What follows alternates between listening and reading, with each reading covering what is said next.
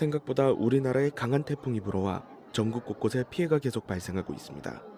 피해자는 총 731명, 사상자는 20명으로 확인되고 있습니다. 아직 우리나라가 태풍의 영향권에 있어 안전에 유의하셔야 할 것 같습니다. 같은 장면만 반복되는 뉴스가 곳곳에 틀어진 어느 한 병원에서는 구급차에 실려온 환자들이 줄지어 응급실 문을 꽉 채우고 있었다. 날아오는 간판에 머리를 부딪혀 의식불명인 상태입니다. 내부 출혈인 거야? 살짝 비껴나가면서 부딪힌 것 같은데 기본 처치는 다 했습니다. CT 찍어보고 일단 병실로 옮겨. 의식이 없는 남자는 곤히 잠든 것처럼 보였다. 정신없이 시끄러운 병원에서 남자의 병실이 유일하게 고요한 정적만이 흐르는 공간이었다.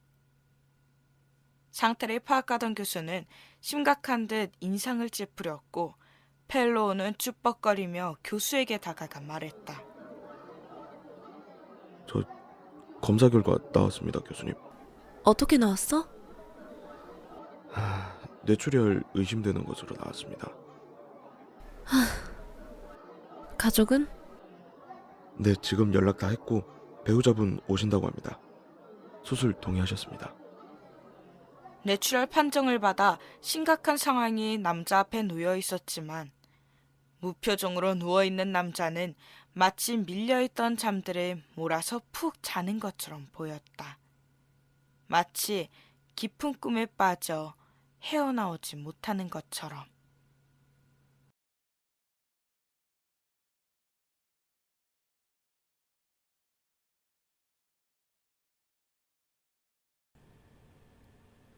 네? 뭐라고요?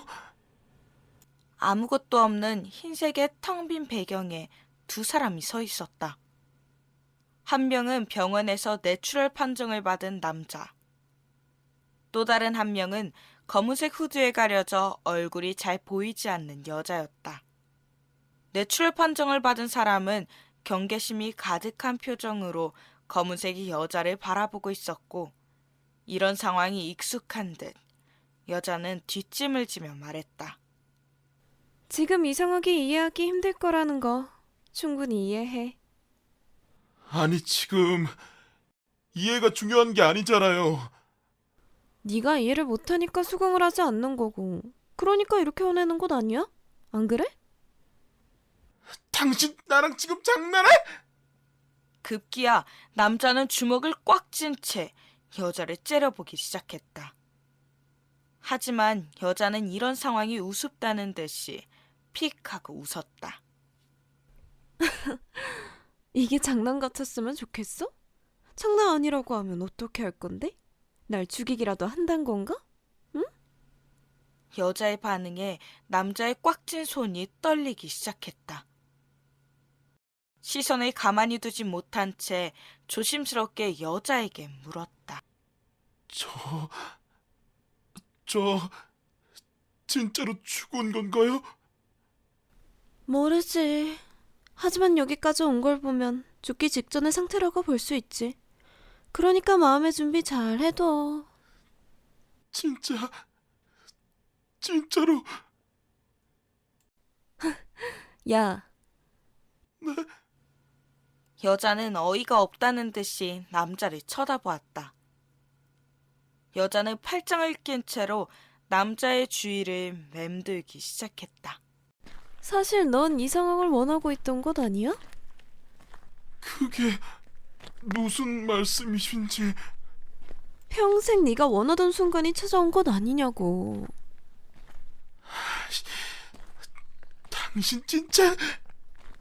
죽고 싶은데 겁은 나고 용기도 없고 자기 스스로 아프게 죽기는 싫어서 차라리 죽임을 당했으면 좋겠다고 생각한 적 많았잖아?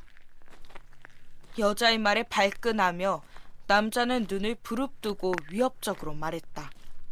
당신이 무슨 자격으로 그걸 알아? 네가 뭔데 나에 대해서 그렇게 짓거리는 건데? 글쎄, 그러면 너는 너에 대해서 잘 알고 있는 것 같아? 제발 이상한 소리 좀 짓거리지 말라고! 어때? 순식간에 날아온 간판에 머리 부딪혀서 네가 원하던 곳까지 오게 된 소감은? 남자는 말을 잇지 못했다. 손으로 머리를 붙잡고 푹 고개를 숙일 뿐이었다. 당신 도대체 정체가 뭐야?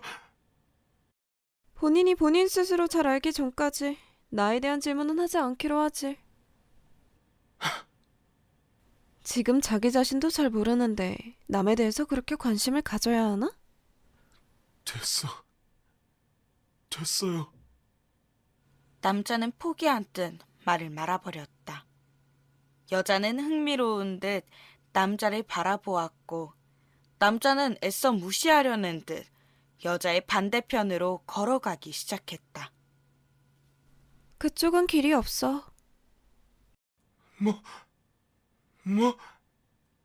그냥 나 따라오지. 넌 여기 처음이잖아. 당신은 처음이 아니라는 뜻이야? 나에 대한 질문은 하지 않기로. 그래.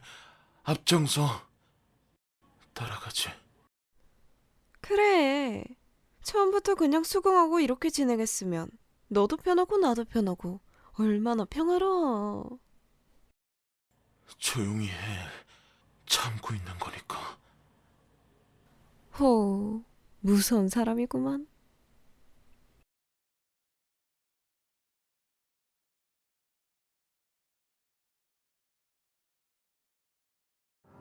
그렇게 남자는 여자의 뒤를 따라 하염없이 걸었다. 심란한 표정이 가득한 남자에 비해 여자는 아무 생각이 없다는 듯 콧노래를 흥얼거리며 여유롭게 걷고 있었다.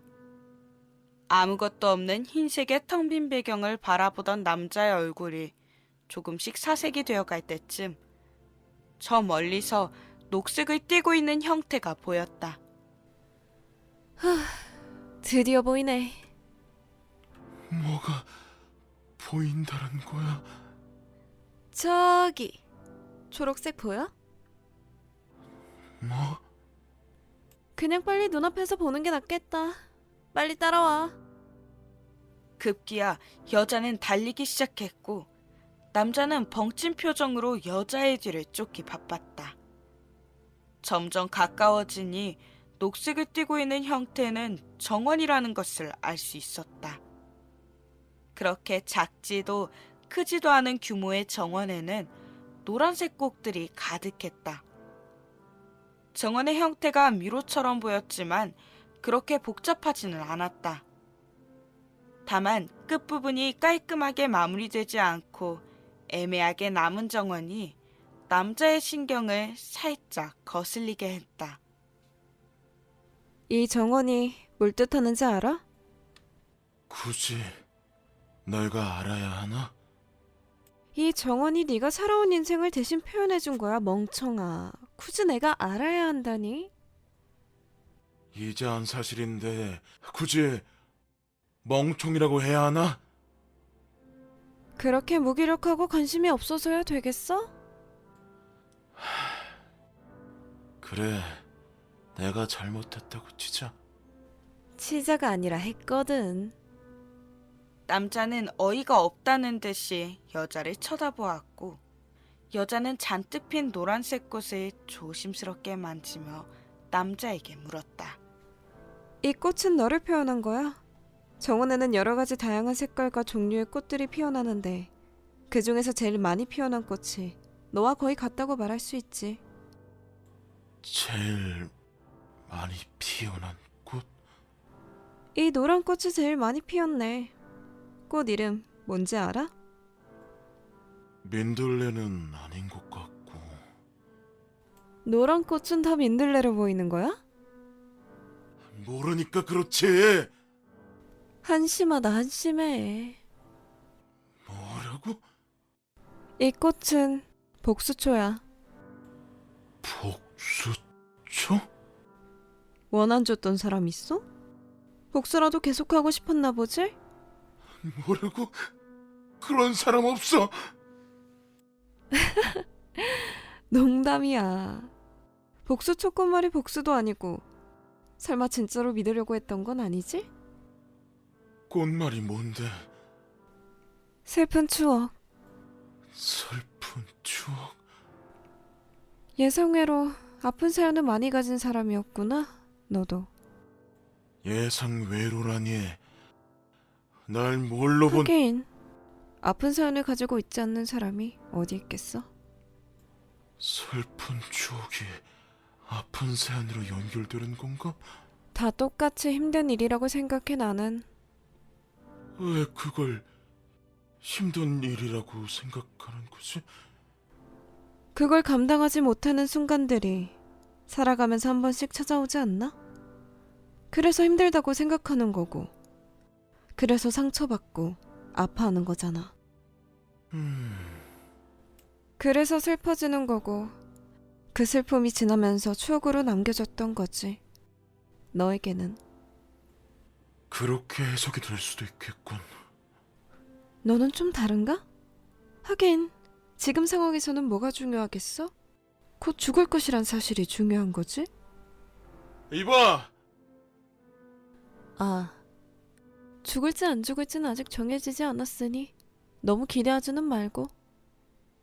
여자는 아무렇지 않게 말을 하며 꽃잎을 만졌고 남자는 여자의 발언에 울컥한 듯 버럭 화를 내며 말하기 시작했다. 내가 그렇게 죽고 싶었던 것을 알고 그렇게 말하는 거겠지. 당연하지. 그러니까 이렇게 말하는 거겠지? 난 책임을 질 수 있는 말만 한다고. 내가 그렇게 죽고 싶어 했던 이유도 당연히 알겠지. 그럼 이 정원에 있는 모든 것들이 다 알고 있는데 그 이유가 뭔데? 나 대신 이 꽃이 설명해 줄 거야. 또 이상한 소리. 이 꽃이 너와 거의 같다고 말할 수 있다 했지? 이 정은이 네가 살아온 인생을 대신 표현해 준 거라고 아까 말했잖아, 멍청아. 또 멍청이. 슬픈 사연을 가지고 있고 죽기를 바라는 마음을 항상 가지고 있었다는 것은 정말 살기 싫었다는 거겠지? 죽음으로 인한 모든 부작용을 다 각오하면서까지, 모든 걸 다 포기하면서까지. 그 모든 부작용을 다 각오하면서까지, 포기하면서까지 시도했던 이유를 당신이 정말 알고 있다면 그만 말하는 것이 좋을 거야. 난 더 듣기가 싫거든. 좋아.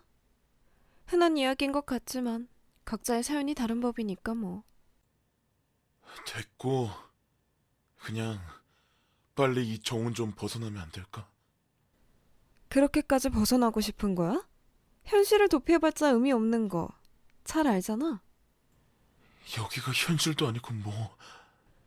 아직 모르는 일이라고 했잖아. 제발 좀. 너 힘든 거 다 알려주지도 않았잖아. 네가 왜 힘들어했고 왜 살면서 고통스러웠는지 그 사람들에게 알려주지도 않았으면서 왜 그 사람들이 자연스럽게 너를 이해해주길 바라는 거야? 이해하지도 못할 거면 제발. 너를 사랑하고 너를 누구보다 아낄 사람이었잖아. 말할 기회가 충분히 있었잖아. 됐어. 이미 끝났어. 아니, 안 끝났어. 늦었어 이미. 시간이 지나면 그 사람도 날 잊을 거고 나도 이제 끝났고. 그래, 그냥 걷자. 복수초 정원을 걷기 시작한 두 사람은 각자 다른 곳을 바라보며 묵묵히 침묵을 지켰다. 무언가를 생각하는 눈빛으로 가득 찼던 남자는 조심스럽게 입을 열기 시작했다. 사람이 죽기 직전에 빠르게 스쳐 지나간다고 하잖아요. 자기가 살아온 삶에 대한 기억들이. 그렇다고 하지. 지금 산책하면서 들은 이 생각과 기억들이 방금 말한 것과 비슷한 개념일까요? 그럴지도 모르지.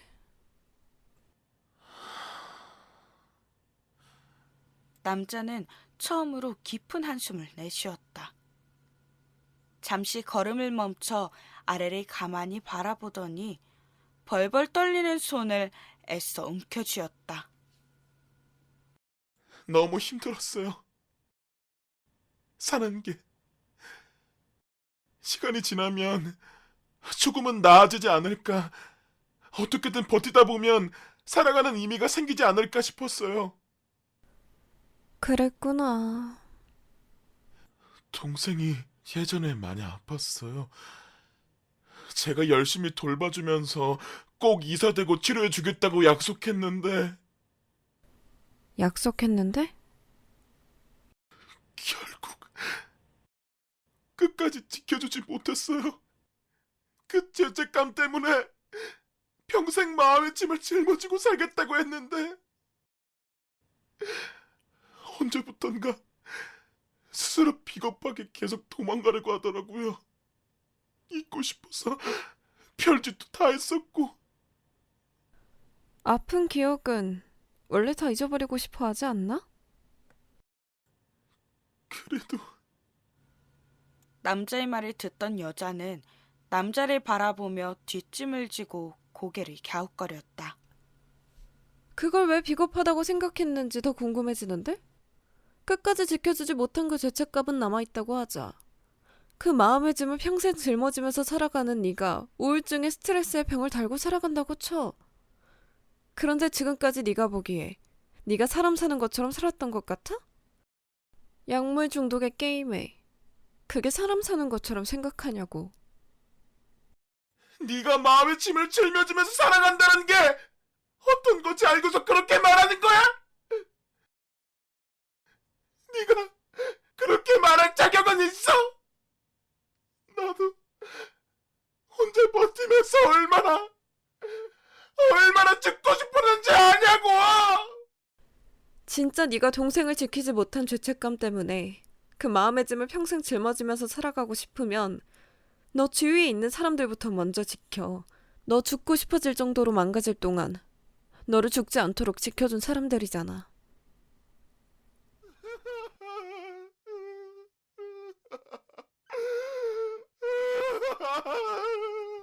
혼자서 감당하고 혼자서 아파했다고? 천만에. 지금 너희 부모님이 멀쩡하게 살아계시고 너를 사랑하는 아내까지 있는데 과연 그들이 너의 아픔을 전혀 몰랐을 것 같아? 네가 마음을 열고 다가줄 때까지 기다려준 거야. 그들은 너를 방치하고 내버려둔 것이 아니라고. 네가 뭘 알아? 네가 뭘 안다고 그렇게 내 상황을 판단해? 죽음으로 인한 모든 부작용을 다 각오하면서까지 모든 걸 다 포기하면서까지 죽고 싶었다고? 그 모든 것을 감당하는 사람은 네가 아니라 네가 떠나고 남겨진 너 주위 사람들이야. 이거 생각해봤을 거란 거 알아. 하지만 결국 마지막에 네가 다 감당할 거라고 생각했던 거잖아? 그 생각을 했든 안 했든 결국 마지막 순간까지 들었던 너의 생각이 정말 이기적이었던 거라고. 거칠게 내뱉던 남자는 억지로 숨을 꾹 누르려 노력했다. 여자는 남자의 눈물을 보더니 말을 멈추고 시선을 돌렸다. 남자는 결국 주저앉아 고개를 떨궜다. 맞아요. 내가 나쁜 놈이고 제가 이기적이었어요. 지금이라도 깨달아서 다행인 걸까 불행인 걸까? 불행 아닐까요? 그렇지. 넌 이제 돌아갈 수 없으니까. 사과하고 싶어요. 제 사람들에게. 살아서도 못한 일을 죽은 후에 하겠다고 하다니. 정말 대단하다. 그래서 아직 저는 모자란 사람인가 봐요. 답도 없고. 아직 아닐지도 몰라. 네? 두 사람 앞에는 더 이상 정원이 펼쳐져 있지 않았고 대신 애매하게 남은 몇몇 복수초꽃들이 꽃망울을 피우고 있었다. 여자는 정원에 피어난 잎사귀들을 조심스럽게 만지며 말했다. 정원 끝부분이 아직 깔끔하게 마무리가 되지 않았네. 좀 애매하게 남았는데? 무슨... 왜 정원이 완벽하게 완성되지 않고 생기다 만 것 같은 느낌일까? 그쪽은 아직 다 자라지 않았나 보죠. 그래. 네 인생은 아직 다 끝나지 않았다는 소리와 마찬가지겠지. 네? 이 정원은 네가 살아온 인생을 뜻한다고 몇 번씩 말했던 것 같은데. 그렇죠. 그제야 남자는 뒤를 돌아 제대로 정원을 바라보았다.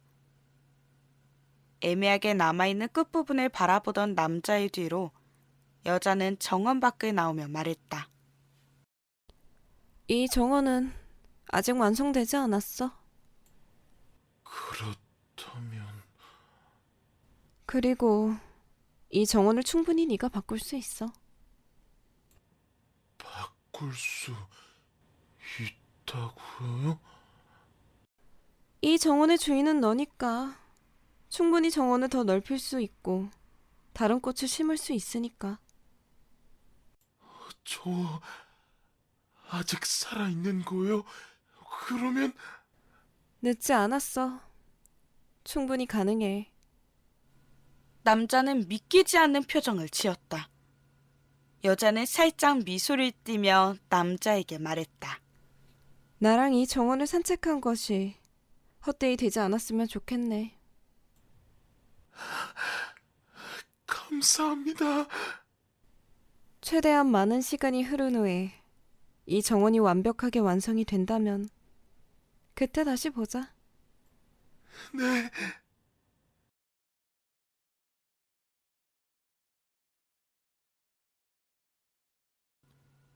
남자는 점점 어지러움을 느꼈다. 시야가 흐릿해지면서 여자가 서서히 사라지는 것을 느꼈다. 정신을 차리지 못하다가 시야가 다시 뚜렷해지기 시작했을 때 옆에서 뛰, 뛰 소리가 반복해서 들렸다. 그리고 남자는 알 수 있었다. 자신이 병실 침대에 누워 있었다는 것을. 돌아왔어. 엄마야? 머리가... 괜찮으세요? 잠시만 그대로 계세요. 교수님! 교수님! 남자는 믿기지 않는 표정으로 멍하니 천장을 바라보았다. 곧이어 의사와 남자의 부모 그리고 아내까지 모두 눈물을 흘리며 남자의 병실로 들어왔다. 기적이라고 부르며 한동안 조심하자는 말과 함께 남자는 갑갑한 장비들을 풀 수 있었다.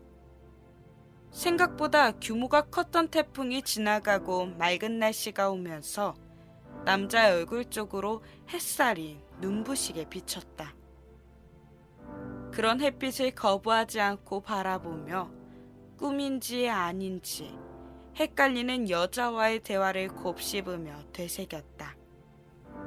지금부터라도 내 정원을 더 예쁘게 꾸밀 수 있다면 남자는 자신을 비추는 햇살에 천천히 눈을 감으며 깊은 숨을 내쉬었다. 그리고 남자의 정원에는 또 다른 꽃봉오리가 피어오르기 시작했다. 점점 더 많은 꽃을 피워내어 이 정원을 가꿔낼 수 있기를. 여자는 천천히 복소 정원을 살펴보다가 미련 없이 돌아서서 다시 하얀 공간을 걷기 시작했다. 검은색 후드는 벗지 않은 채 천천히 걷던 여자는 잠시 짧은 한숨을 내쉰 후 뒤를 돌아 눈을 마주했다. 너도 너의 정원을 예쁘게 가꿔주길 바래.